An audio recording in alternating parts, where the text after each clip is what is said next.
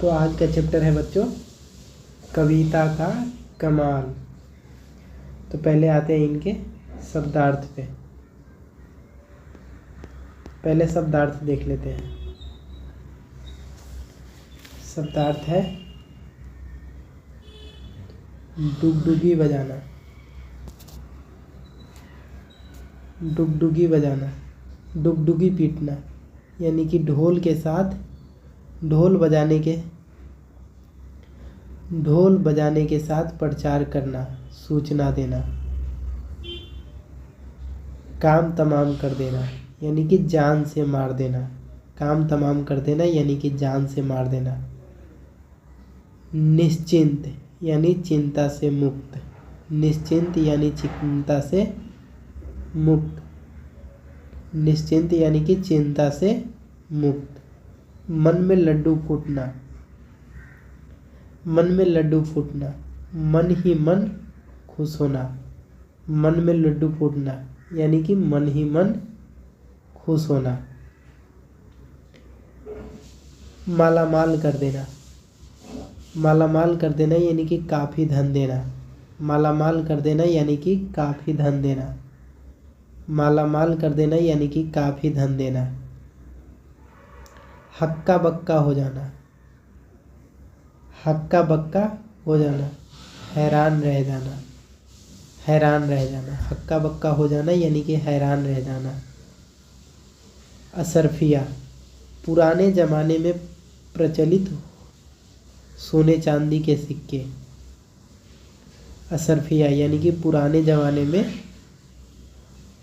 ज़माने में जो सिक्के चलते थे चांदी सोने के, उसी को कहते हैं असरफिया। चौकन्ना यानी कि सावधान होना। चौकन्ना यानी कि सावधान होना। अब हम लोग आते हैं पाठ पे, कविता पे, कहानी पे।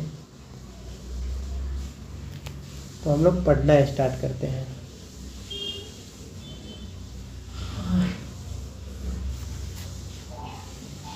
बहुत पुरानी बात है, मदन नाम का एक लड़का अपनी विधवा माँ के साथ गांव में रहता था।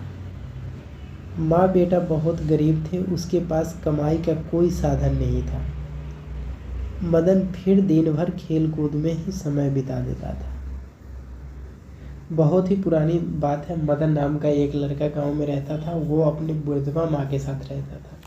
उनके पास कमाई के लिए कोई साधन नहीं था, फिर भी मदन जो था दिन भर खेल कूद में ही लगा रहता था। खेल कूद में ही समय बिता देता था। एक दिन तंग आकर माँ ने कहा, अब मैं तुझे बैठा कर नहीं खिला सकती, जा कुछ पैसे कमा कर ला।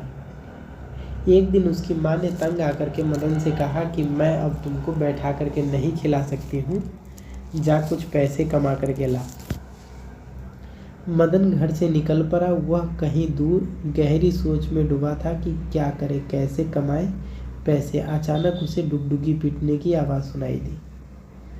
वो तो घर से कहीं दूर जा कर के चिंता में पड़ गया कि कैसे रुपये कमाए। तो उसको कहीं दूर एक डुगडुगी पीटने की आवाज़ सुनाई पड़ी। डुगडुगी पीटने की आवाज़ सुनाई पड़ी तो वो वहाँ गया, डुगडुगी पीटने वाले के पास गया। डुगडुगी पीटने वाले कह रहा था, सुनो सुनो सुनो, राज दरबार में कवि सम्मेलन होने जा रहा है। सबसे अच्छी कविता सुनाने वाले को 100 असरफिया इनाम में मिलेंगे। डुगडुगी पीटने वाले कह रहे थे कि सुनो सुनो सुनो, राज दरबार में कवि सम्मेलन होने जा रहे हैं। सबसे अच्छी जो कविता सुनाएगा उसको 100 असरफिया इनाम में दिए जाएंगे। असरफिया यानी कि सोने चांदी के सिक्के।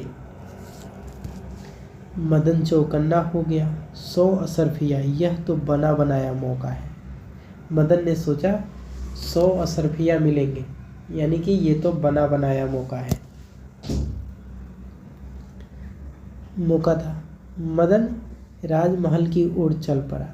चलते चलते वह सोच रहा था कि उसने कभी कविता तो रची न थी, क्या सुनाएगा वहाँ पहुँचकर। लेकिन वह मस्त स्वभाव का था, इसलिए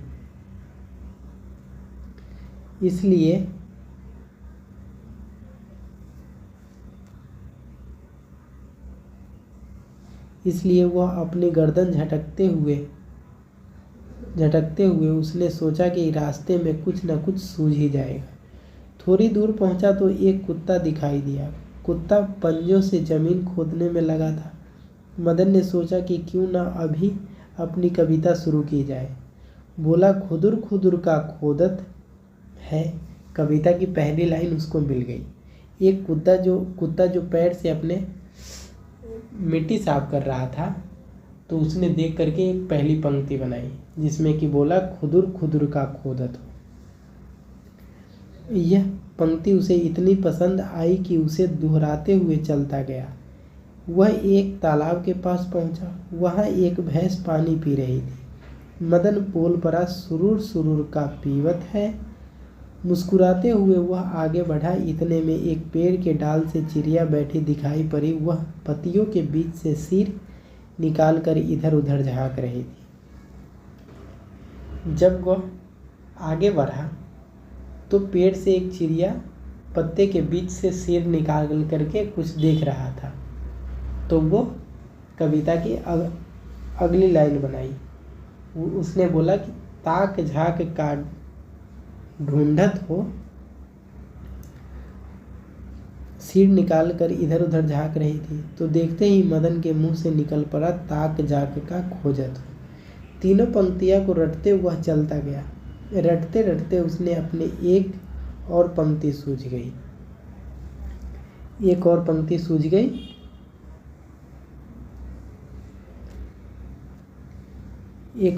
सूझ गई। हम जानत हो हम ढूंढत है। अब तो सचमुच उसके मन में लड्डू फूटने लगा। लड्डू फूटना यानी कि मैंने आपको बताया था ना, लड्डू फूटना यानी कि मन में लड्डू फूटना, मन ही मन खुश होना। मन में लड्डू फूटना यानी कि मन ही मन खुश होना। लड्डू फूटने लगे।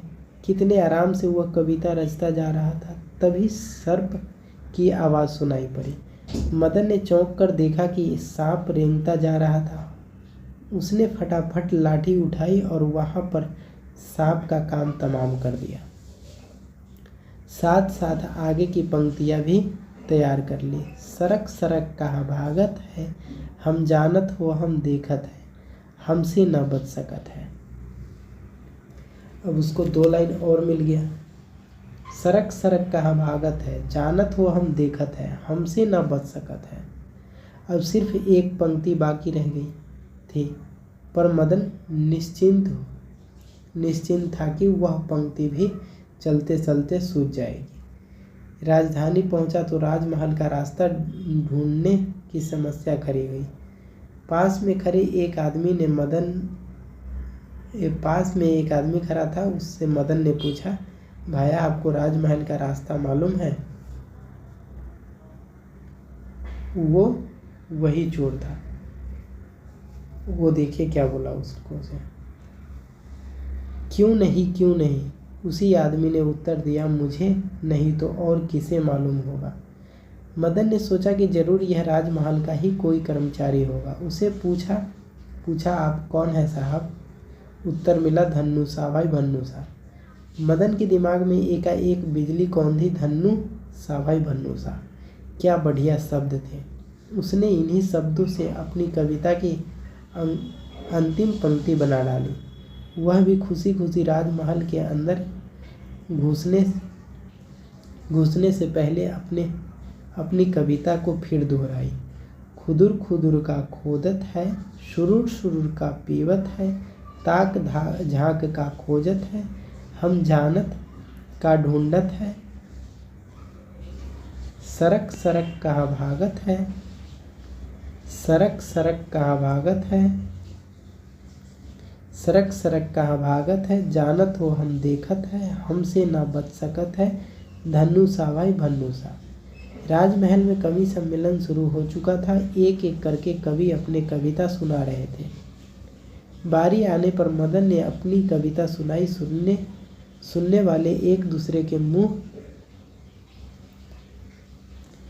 बारी आने पर मदन ने अपनी कविता सुनाई। सुनने वाले एक दूसरे का मुंह ताकने लगे। जो वहाँ पे सुनने वाले थे ना, वो एक दूसरे का मुंह ताकने लगे कि क्या अर्थ था इस विचित्र कविता का। पर किसी ने भी यह नहीं दिखाया कि उसे कविता समझ में नहीं आया था। किसी ने भी ये नहीं दिखाया कि कविता उसको समझ में नहीं आया। राजा के सामने मूर्ख नहीं दिखना चाहते थे। उसी रात राजा साहब को भी नींद गायब हो गई। मदन की कविता उसको सता रही थी। छज्जे पर खड़े होकर कविता दोहराने लगे। सोचा कि शायद इसी तरह हम पहेली को बुझ जाए। राजा को भी इस पहेली का चक्कर समझ में नहीं आ रहा था। पहेली समझ में नहीं आ रही थी इस कविता को, तो राजा साहब को भी नींद नहीं आ रही थी। तो अचानक वो छज्जे पे टहलते टहलते इस कविता को दोहराने लगा, जोर जोर से दोहराने लगा।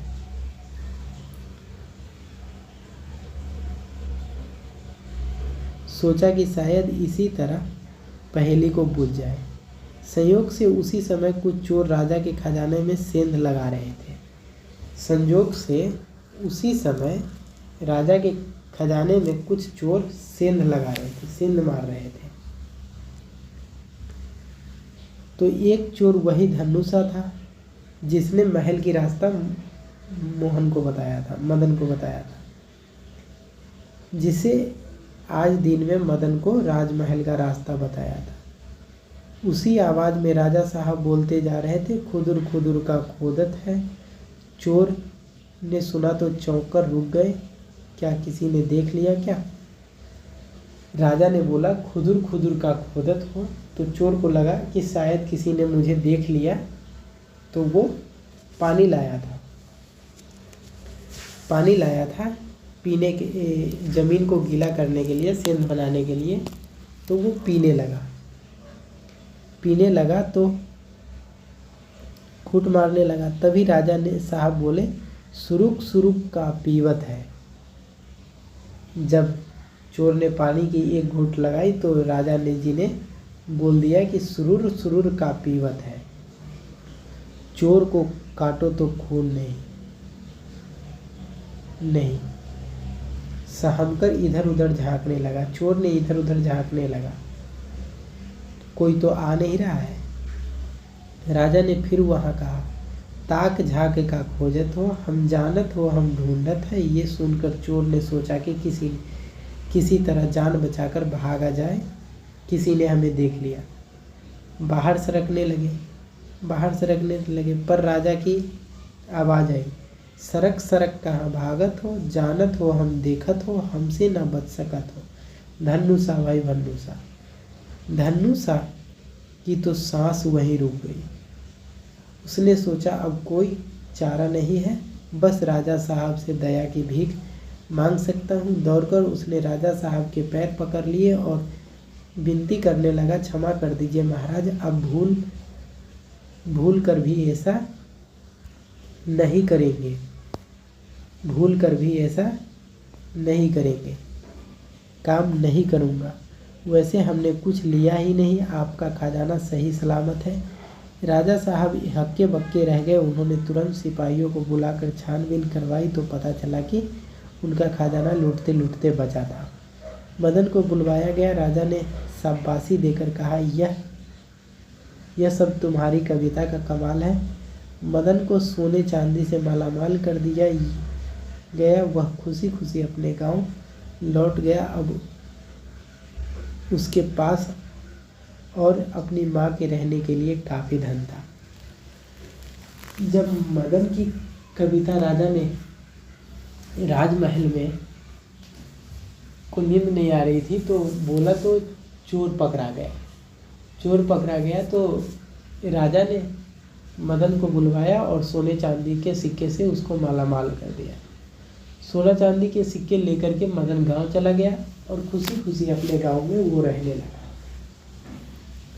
अब आते हैं पाठ के क्वेश्चन पे,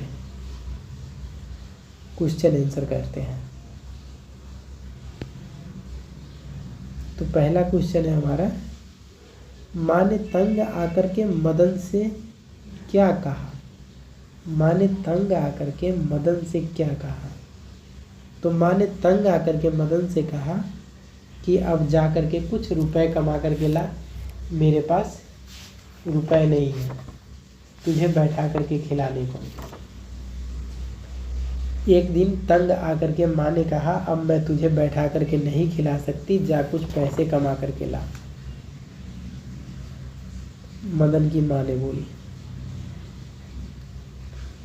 मदन को कविता रचने का प्रेरणा किन किन चीज़ों से मिली? तो मदन को कविता रचने की प्रेरणा कुत्ता से मिला, भैंस से मिला, सांप से मिला और वही चोर से मिला, धनुषा से मिला, चोर से मिला। इसी चार से उसने अब इतना कविता रचा। अगला क्वेश्चन कह रहा है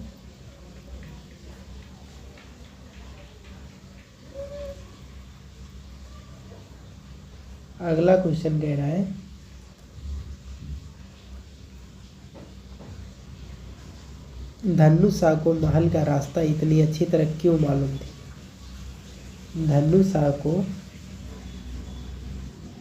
धनुषा को महल का रास्ता इतनी अच्छी तरह क्यों मालूम थी? क्योंकि वो चोर था। चोर को राजा के राजमहल का रास्ता पता ही रहता है, क्योंकि उसको चोरी करना रहता है। अगला पूछ रहा है मदन को कविता रचने की जरूरत क्यों पड़ी? क्योंकि वो बहुत गरीब था, उसके घर में 1 रुपया नहीं था खाने को, वो बहुत गरीब था। इसलिए उसने सोचा कि कविता रचेंगे तो हमको 100 सोने चांदी के सिक्के मिलेंगे, इसीलिए उसने कविता रचा। राजा ने मदन को शाबाशी व इनाम क्यों दिया? राजा ने मदन को शाबाशी यूँ दिया क्योंकि उसके कविता से चोर पकड़ा गया था। चोर पकड़ में आ गया।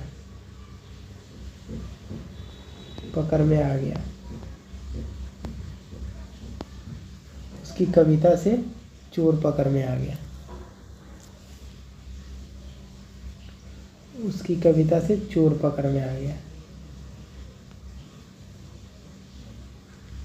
अगला है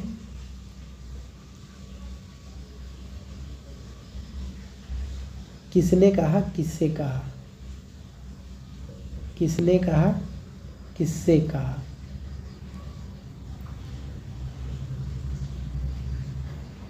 अब मैं तुझे बैठा करके नहीं खिला सकती, कुछ पैसे कमा करके ला। किसने कहा? तो माँ ने कहा मदन से माँ ने कहा। राज दरबार में सम्मेलन हो रहा है। सबसे अच्छी कविता सुनाने वाले को अशरफिया इनाम में मिलेंगे। मंत्री ने कहा जनता से।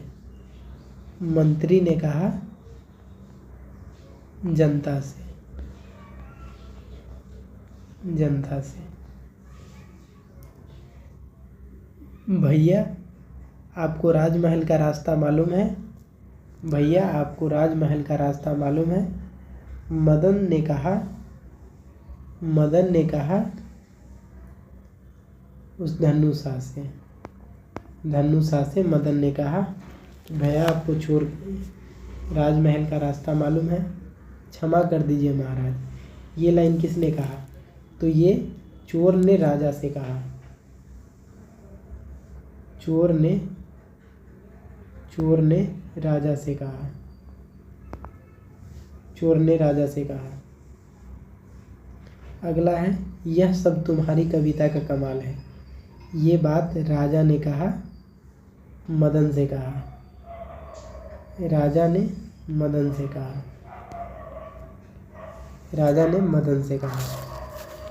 अब अगले पे आते हैं। अगला क्वेश्चन है, सही गलत का टिक लगाना है। मदन अपनी विधवा माँ के साथ गांव में रहता था। हाँ, मदन अपनी विधवा माँ के साथ गांव में रहता था। राजमहल में संगीत प्रतियोगिता का आयोजन हो रहा था। गलत, संगीत नहीं, कवि सम्मेलन हो रहा था। मदन चलते चलते एक नदी के पास पहुंचा। हाँ, जहाँ एक भैंस पानी पी रही थी, जिससे कि वो लाइन बनाया था, सुरुर सुरुर का पीवत हो। मदन को राजा ने सोने चांदी से मालामाल कर दिया। हाँ, उसकी कविता को सुन करके उसका चोर पकड़ा गया था, इसके लिए उसको मालामाल कर दिया, सोने चांदी से मालामाल कर दिया। अब है अगला क्वेश्चन है। अगला कह रहा है, ज़्यादा टीवी देखने के कारण तंग आकर के आपकी माँ पिताजी आपको क्या कहते हैं। आपके माँ और आपके पिताजी तंग आकर के आपको टीवी देखते हुए आपको क्या कहती है, वो लिखना है। तो इसमें आप अपने खुद से लिख लीजिएगा। अगला लाइन कह रहा है कि मदन की कविता को सभी लोग विचित्र क्यों मान रहे थे, क्योंकि उस कविता का मतलब ही किसी को समझ में नहीं आ रहा था कि इस कविता का अर्थ क्या है। अर्थ तो राजा को बाद में पता चला, जब उसकी चोर पकड़ा गया। तो असरफिया क्या होती है, अगर कोई आपको 100 असरफिया दे तो आप उनका क्या करेंगे। तो असरफिया सोने चांदी के सिक्के होते हैं, और आपको कोई दे तो आप उसको क्या कीजिएगा, उसको लिखना है, अपने मन से लिखना है। ये आप लोग लिख लीजिएगा। और अगला प्रश्न है, भाषा की बात। भाषा की बात, रटते रटते उसे अपने आप एक पंक्ति सूझ गई। इस वाक्य में रटते रटते शब्द क्या है का 2 बार प्रयोग हुआ है। इस तरह के अन्य शब्द पाठ से ढूंढ करके लिखिए। तो उसी कविता को पढ़िएगा तो 2 बार आने वाला शब्द मिलेगा। जैसे कि ये देखिए कविता, खुदुर खुदुर का खोदत हो, तो इसमें खुदुर खुदुर 2 बार आ रहा है, तो एक हो जाएगा खुदुर, खुदुर। दूसरा सुरुर सुरुर, सुरुर सुरुर सुरुर 2 बार आ जाएगा। सुरुर सुरुर है तो सुरुर सुरुर तो 2 बार आ जाएगा। तीसरा है सरक सरक,